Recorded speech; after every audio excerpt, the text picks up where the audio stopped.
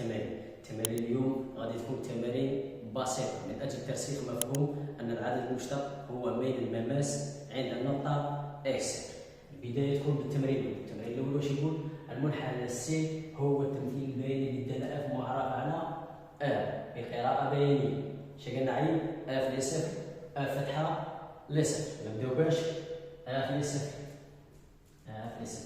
كما تعرفوا هنا شرع عاطيني فاصلة راح يحوس على الصورة التاعها. شكون هي الفاصلة؟ صفر. الصورة تاعها باستعمال الدالة اف هي شكون؟ واحد. اثنين شقل اف فتحة لصفر. صح. اف فتحة لصفر معناتها يقول لي عين العدد المشتق عند النقطة اكس صفر تساوي صفر. كما هضرنا المرة اللي فاتت قلنا بلي العدد المشتق عند النقطة هو ميل المماس. جماعة هنا ممكن السؤال غادي تسيبوه يتعاود بصيغة واحدة، معناتها نجاوبوه ونشوفوا نبدأ باش نعينو الميل تاع المستقيم. شنو لازمنا؟ نقطتين. النقطة الأولى نحاولو نبداو نقطة التماس. النقطة الثانية كيفاش نخيرو نقطة من المستقيم صعب شرط الأحداثية تاعها يكونوا باين. النقطة الثانية نصنعو المثلث التالي. صح. كيفاش كنا نعينو الميل؟ نبدأ ترتيبة النقطة الثانية اللي هي 2 ناقص ترتيبة النقطة الأولى اللي هي 1 على الفاصلة تاع النقطة الثانية اللي هي 1 ناقص الفاصلة تاع النقطة الأولى اللي هي 0. صافي شنو درنا؟ 2 ناقص 1 تعطينا 1 على 1 ناقص 0 1 والنتيجة تساوي 1. معناتها العدد المشتق عند اكس صفر شحال؟ 1. السؤال اللي بعده شنو؟ ميل المماس تي. شكون نهضروا حنايا؟ قلنا بلي ميل المماس هو نفس العدد المشتق عند النقطة. مع هذا شيء في نقولوا بلي ميل المماس تي نهضر عليه عند النقطة هو نفسه هو العدد المشتق هو فتحة لصفر واللي هي يساوي اللي هو ميل المماس في الحالة فتحة لصفر واللي غادي يساوي لنا 1. ماذا تلاحظ؟ نلاحظ بلي العدد المشتق هو نفسه ميل المماس. نجيو للتمرين رقم 2. التمرين رقم 2 واش يقول؟ نفس الشيء. المنحنى سي هو التمثيل البياني للدالة اف معرف على بقراءة بيانية عين اف لصفر هكا شاطرنا نقطة صفر. حوسوا على واش الصورة تاعها استعمال الدالة اف هي 1 ومن اف لواحد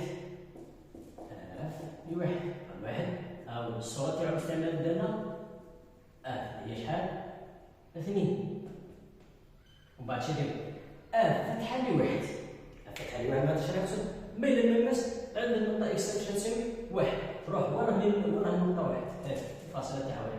هاهي شنو غيدير هنا تي 1 نص المنحنى سي. هذه النقطة رقم 1 نزيدو نعينو النقطة رقم 2. يجي تلميذ يعين النقطة رقم 2 هنايا صحيح ماشي مشكل، بصح هذه النقطة الفاصلة تاعها ماهيش واضحة والترتيبة تاعها ماهيش واضحة. نخيرو نقطة واحدة أخرى اللي هي فرضا هذه النقطة رقم 2 نصنعو المثلث تاعها. صح. شنو بنعينو؟ فتحة لواحد تساوي توجد شنو نقولو؟ ترتيبة النهاية من النقطة الزوجة 4 ناقص ترتيبة النقطة الأولى اللي هي 2 على الفاصلة تاع النقطة الزوجة اللي هي شحال؟ 2 ناقص الفاصلة تاع النقطة الأولى اللي هي شحال؟ 1. شنو لينا؟ 4 ناقص 2 2 ناقص 1 شحال تساوي هنا؟ 2. ومن بعد شكلنا فتحة لصفر فتحة لصفر هاي تساوي توجد. نبداو النقطة تاعنا شويه هذا الصفر وراء الفتحة لصفر ندو نقطتين. النقطة الأولى قلناها ندو نقطة الزوج. هاي نقطة الزوج خليها تنتمي لهذا المماس. صح. شحال الترتيبة تاع النقطة الزوج؟ 1 ناقص الترتيبة تاع النقطة الأولى يعني 1 على واش؟ على الفاصلة تاع النقطة الزوج اللي هي 1 ناقص 0 وراها تساوي 0 على 1. 0 تقسيم أي عدد 0. هنا نعطيكم واحد الملاحظة هادشي تقول كي يكون المماس موازي لمحور الفواصل دائما فتحة تاع هذيك النقطة اللي راهي نص فيها شحال تساوي؟ صفر. صح. نروحو للسؤال اللي بعد. قال لك ماذا يمثل كل من اف فتحة لواحد اف فتحة لصفر؟ شنو نقولو؟ يمثل كل من اف فتحة لواحد و اف فتحة لصفر ميل المماسين شكون هما؟ تي واحد هو هنايا و تي اثنين على الترتيب. صحيح. نروحو دروك للتمرين الثالث. التمرين الثالث واش يقول؟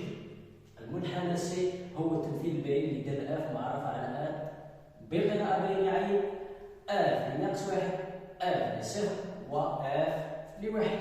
نبداو باف لناقص واحد. اف لناقص واحد محتاج راح يحوس على الصورة تاع ناقص واحد مستقبل الدالة اف. هل ناقص واحد الصورة تاعها شحال؟ 2. ومن بعد اف لصفر. اف لصفر الصورة تاعها الدالة اف هي نفسها الصفر. و اف لواحد تساوي اف اللي بعد ورا الواحد على واحد الصورة تاعو ناقص 2.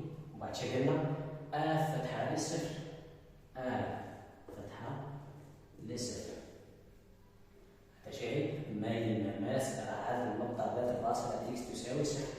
نروحو للمماس ورا المماس على النقطة اكس تساوي صفر.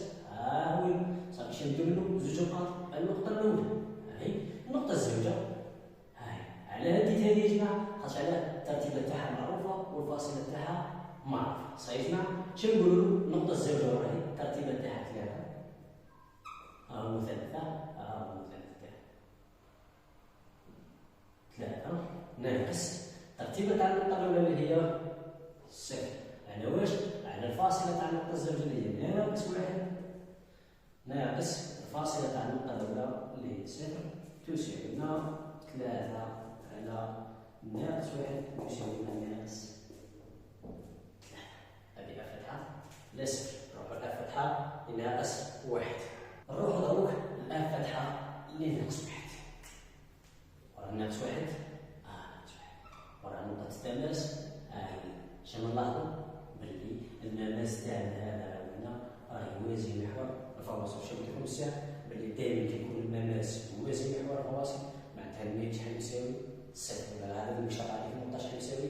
صفر. معناتها شنو نقولو؟ فتحة لناقص واحد شحال تساوي مباشرة؟ راه موازي تساوي صفر. هذا فيما يخص فتحة لناقص واحد. نروحو على فتحة لواحد. فتحة لواحد تساوي فتحة لواحد ها الواحد وها هي نقطة التماس. شنو نلاحظو المماس كي عليه موازي لمحور الفواصل. معناتها شحال يساوي فتحة لواحد؟ يساوي